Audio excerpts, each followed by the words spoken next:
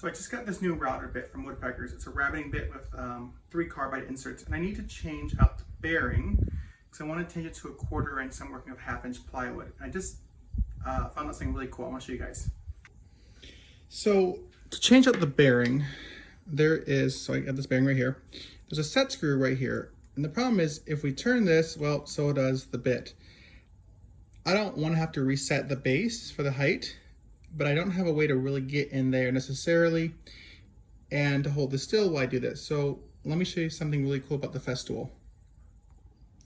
So at the Festool, you have these 2 buttons. This is when you want to take the bit out and then put it back in. And it basically works on a ratcheting system.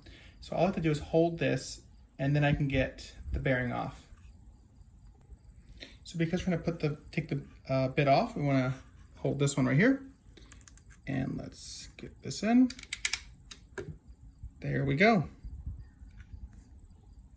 So now I get the new bearing. We'll just slide that back onto place. Easy enough.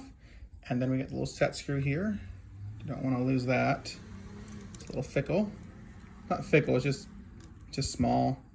So again, we can kind of get down to a certain point, but then it will begin to turn. So we need to tighten it down. So in this configuration, if you look right here, we're going to turn right. So we're going to click this one because this is when you want to put the bit in. You hold it. I'm going to get a little twist, nice and tight, not over tightened. And there we go. So hopefully, if you have a Festool router, this shows you how you can easily change it without having to take the bit off.